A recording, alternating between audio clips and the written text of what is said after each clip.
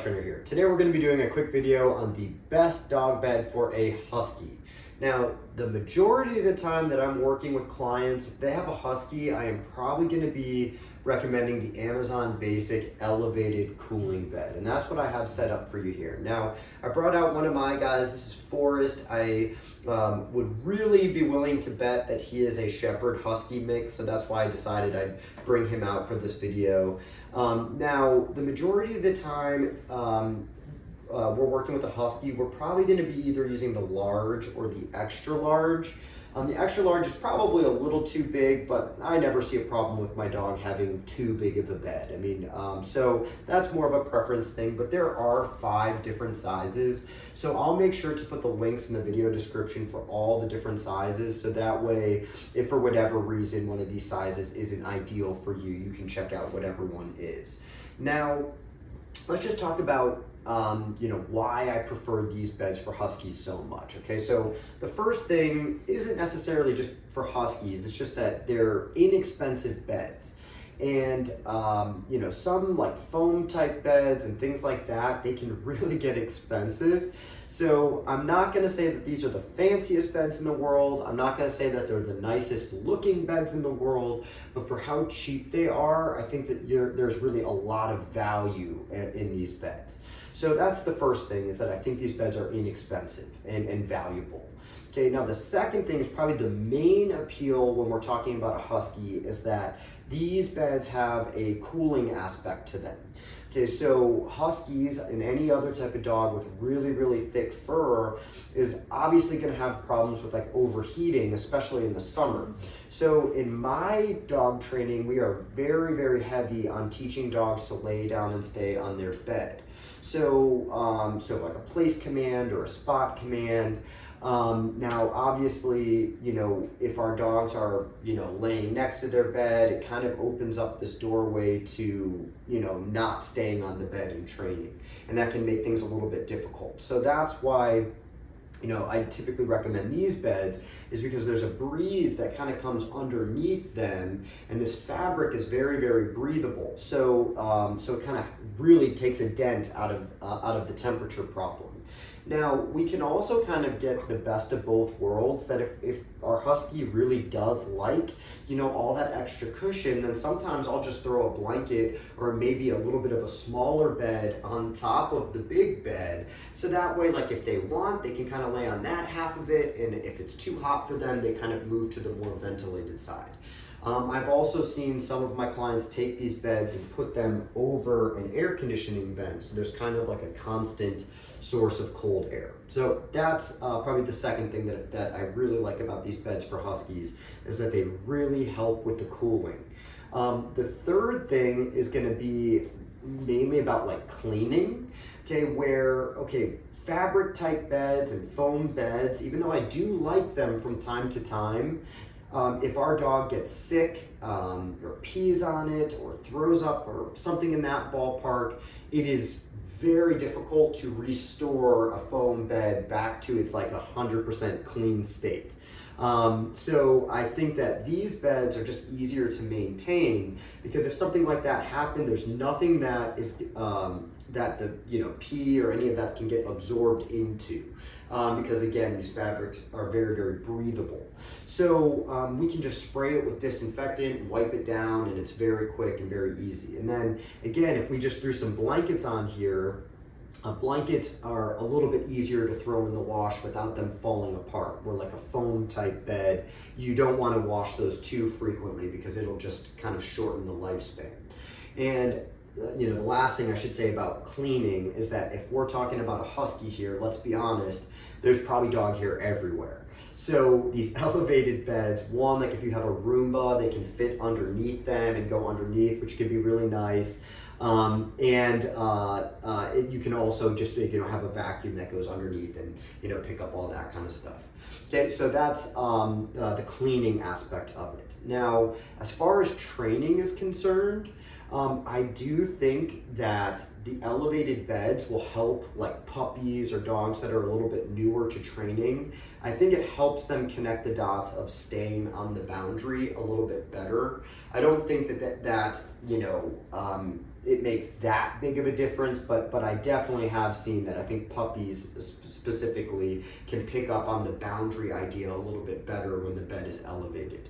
Okay, now uh, also connected to like puppies and the training side of things is that, you know, puppies obviously tend to chew a little bit. Now, I'm not saying that these beds are the best model for really heavy chewers or really destructive dogs, but there is a certain chew-proof quality to these because, you know, again, compared to like foam beds or fabric beds, if dogs rip a little hole in the case and they start to pull out the fabric, it really just opens up the doorway to them destroying the bed.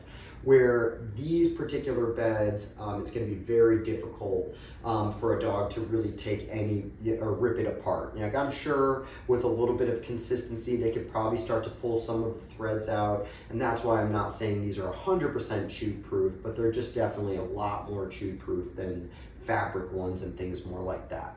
So those are really the main things that appeal to me when we're talking about the right bed for a Husky. So why don't we take these apart so I can show you what it's like to put it back together, and then we'll probably wrap up the video from there. Okay, guys, so this is for the most part what it looks like when everything is taken apart. You know, if you lay everything out when you get it out of the box. Now, the only thing I didn't do is I just left this piece in just because it's a little redundant and I don't want this video to be longer than what it needs to be. But I just left this side in because we're going to be showing you what it looks like when we put that one together.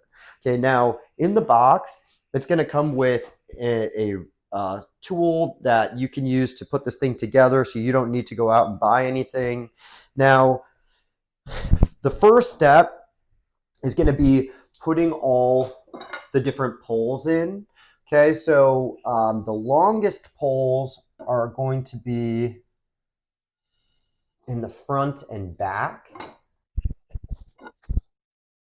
Okay, and then the shorter poles are going to be more lengthwise.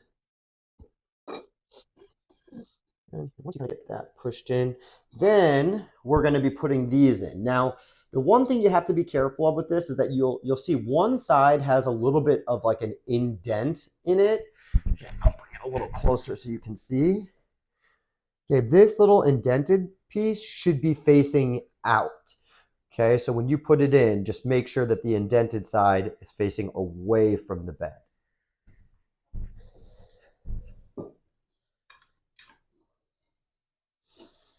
Okay, and then there's also a little bit of like an arc on this horizontal pole that will line up with the shape of the inside of this piece. Okay. And I'm going to start by just using my fingers, and I'll probably tighten everything once I get the whole bed kind of put together. Okay.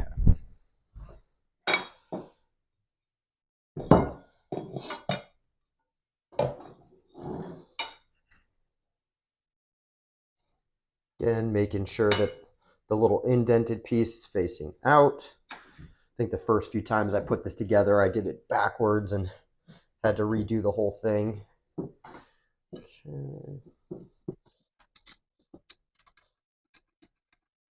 All right, and then like I said at the beginning of the video, the other side I just left put together. So that is going to be a little bit faster for me to show you how to put this thing together.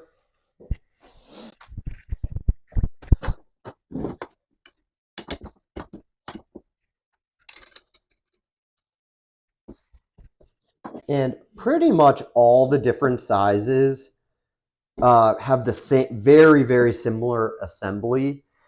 The biggest bed, this extra large one, does have one extra component to it that the other ones do not have. Okay, and I'll show you guys that here in a second. Okay, so now that I've got the bulk of it put together, now I'm going to go through and tighten these with the wrench. Because the first time I did it, I was trying to tighten them all like one at a time as I was putting it together, and it just kind of throws things out of whack a little bit. So that's why I recommend only kind of half screwing them first until everything's put together, and then go through and tighten everything.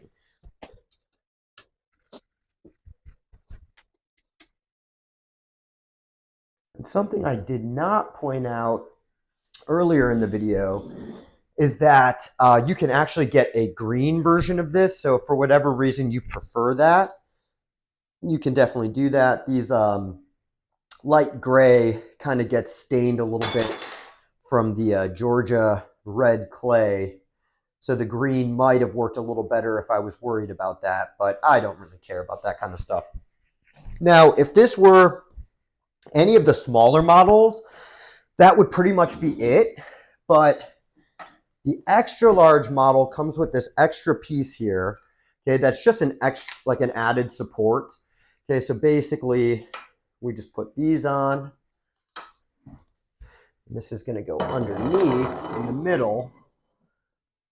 This part can be a little bit tricky. Actually,